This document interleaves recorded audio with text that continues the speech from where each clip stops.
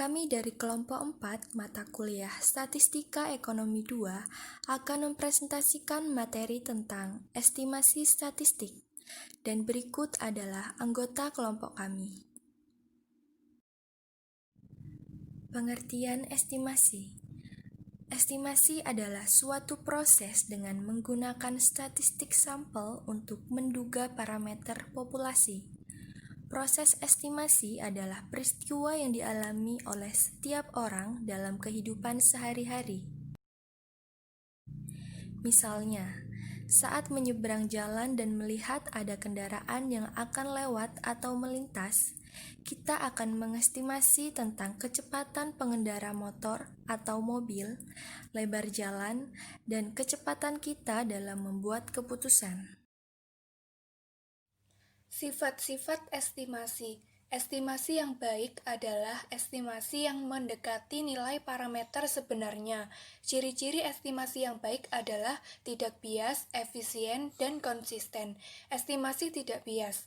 Estimasi titik dikatakan tidak bias jika di dalam sampel random yang berasal dari populasi, rata-rata, atau nilai harapan dari statistik sampel sama dengan parameter populasi.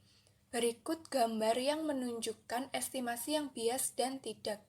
Gambar A menunjukkan estimasi bersifat tidak bias karena nilai harapan sama dengan nilai parameter. Sedangkan gambar B menunjukkan estimasi yang bias karena nilai harapan tidak sama dengan nilai parameter. Jadi, apabila nilai estimasi semakin mendekati nilai parameter, maka estimasi semakin baik. Estimasi efisien. Estimasi yang efisien adalah estimasi yang tidak bias dan mempunyai varians yang paling kecil dari estimasi lainnya. Gambar tersebut menunjukkan ada dua estimasi yang tidak bias, misalnya X1 dan X2, di mana varians atau standar deviasi dari X1 lebih kecil dari X2, maka dapat disimpulkan estimasi X1 lebih baik dari estimasi X2. Estimasi dengan standar deviasi yang paling kecil adalah estimasi yang efisien. Estimasi konsisten. Estimasi yang konsisten adalah nilai estimasi yang semakin mendekati nilai yang sebenarnya dengan semakin bertambahnya jumlah sampel. Jadi, ukuran sampel yang semakin besar cenderung memberikan estimasi yang konsisten dibandingkan dengan ukuran sampel yang kecil. Pada gambar tersebut terlihat bahwa semakin kecil jumlah sampel, maka nilai dugaan semakin jauh dari nilai sebenarnya.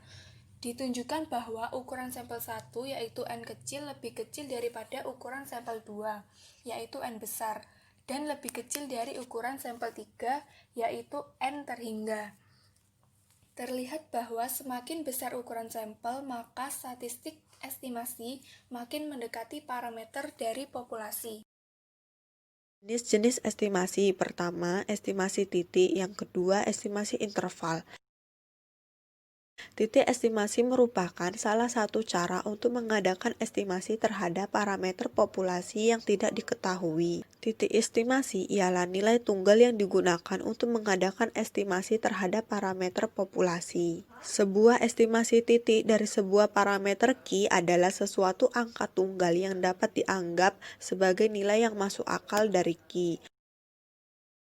Adapun hakikat estimasi secara umum yaitu yang pertama, estimasi adalah taksiran dan yang diestimasi adalah parameter populasi.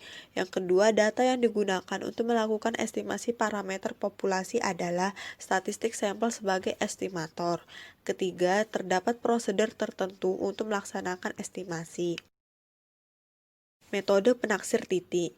Metode penaksir titik sebuah parameter dapat ditempuh dengan menggunakan beberapa metode. Yang paling banyak digunakan dalam penentuan parameter titik yaitu yang pertama, metode momen. Metode momen diciptakan oleh Carl Pearson pada tahun 1800. Metode ini merupakan metode tertua dalam menentukan estimator titik. Yang kedua, metode kemungkinan maksimum atau likelihood. Metode yang terbaik untuk menentukan penaksir titik sebuah parameter adalah metode kemungkinan maksimum. Metode kemungkinan maksimum merupakan metode untuk memperoleh estimator titik dengan cara memaksimumkan fungsi kemungkinannya. Yang ketiga, estimator Bayes. Pendekatan Bayesian dalam statistik secara fundamental berbeda dengan pendekatan klasik moment dan likelihood. Meskipun demikian, beberapa aspek dari pendekatan tersebut dapat berguna pada beberapa pendekatan statistik yang lain. Estimasi interval. Estimasi interval adalah penaksiran populasi dengan nilai-nilai dalam suatu interval tertentu. Dasar adanya estimasi interval adalah karena pada setiap penaksiran pasti mengandung peluang kesalahan.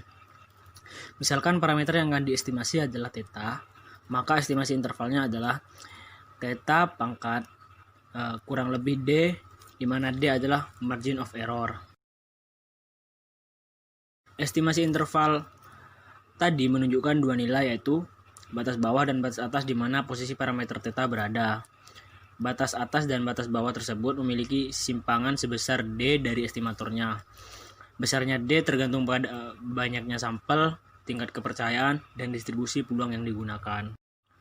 Jadi, sebelum melakukan estimasi, tingkat kepercayaan ditetapkan terlebih dahulu, yaitu sebesar 1 min alfa, sehingga peluangnya theta pangkat min D kurang dari theta pangkat plus D sama dengan 1 min alfa. A itu adalah tingkat signifikansi. Estimasi interval didasarkan pada suatu distribusi peluang. Biasanya yang digunakan adalah distribusi normal. Ya, contohnya seperti pada pada rumus tuh. Itu SE itu secant. Logikanya tuh gini. Kalau di tengah-tengah ada theta, terus di samping kanan dan kiri ada theta caping min dan theta caping plus, maka itu hasilnya sama dengan 1 min alfa. Selanjutnya adalah jenis-jenis estimasi interval. Jenis-jenis estimasi interval itu terbagi menjadi 6. Yang pertama, estimasi rata-rata sampel besar dengan N lebih dari 30 dan variannya alfa kuadrat. Yang kedua, estimasi rata-rata sampel besar dengan N lebih dari 30 dan varian alfa kuadrat. Yang ketiga adalah estimasi rata-rata sampel kecil dengan N kurang dari 30. Yang keempat, estimasi proporsi sampel besar dengan N lebih dari 30. Dan yang kelima adalah estimasi proporsi sampel kecil dengan N kurang dari 30. Dan yang terakhir adalah estimasi varian. Contoh estimasi titik. Perumnas yang merupakan perusahaan di Indonesia akan membangun perumahan di Parung Panjang Bogor. Untuk keperluan tersebut, diadakan survei tentang daya beli masyarakat. Berdasarkan analisis data, diketahui standar deviasi pendapatan masyarakat sebesar Rp240.000. Apabila diasumsikan bahwa toleransi kesalahan penarikan sebesar Rp50.000 dengan tingkat kepercayaan 99%, berapa sampel yang harus diambil oleh perusahaan?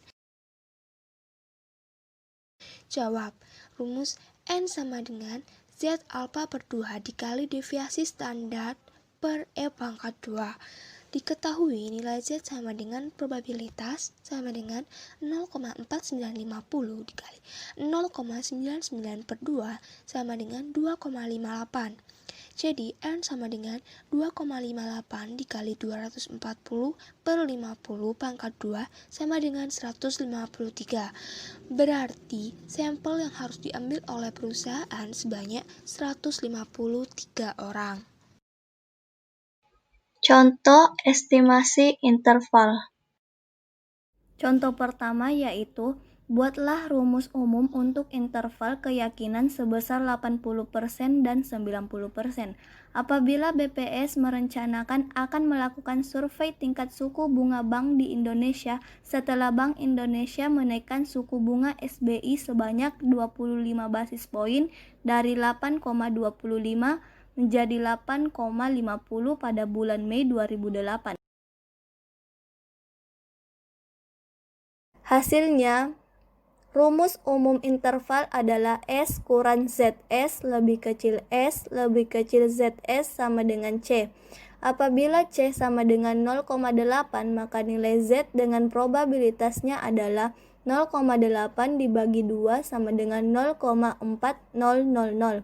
Nilai Z yang berhubungan dengan probabilitas 0,4000 tidak ada yang sama persis, namun ada yang mendekati, yaitu 0,3997 dan 0,4015. Dari kedua angka yang lebih mendekati adalah 1,28, sehingga interval keyakinan menjadi S kurang 1,28 S lebih kecil P lebih kecil S ditambah 1,28 S. Untuk C ditambah 0,90, maka nilai Z yang sesuai adalah 0,90 dibagi 2 sama dengan 0,4500. Tidak ada yang nilainya sama persis dari 0,4500. Yang ada adalah hanya mendekati, yaitu 0,4495 dan 0,4505. Kedua angka tersebut sama-sama mendekati 0,4500 dan boleh dipilih salah satu. Apabila digunakan 0,4995, maka nilai Z sama dengan 1,64, sedangkan untuk 0,4505 adalah 1,6. Sehingga interval keyakinan 90% adalah S kurang 1,64 S lebih kecil P lebih kecil S ditambah 1,64 S. Contoh kedua yaitu penelitian dilakukan terhadap 16 sampel mahasiswa jurusan manajemen dari populasi sebanyak 100 mahasiswa untuk mengetahui rata-rata pengeluaran mereka dalam 1 bulan.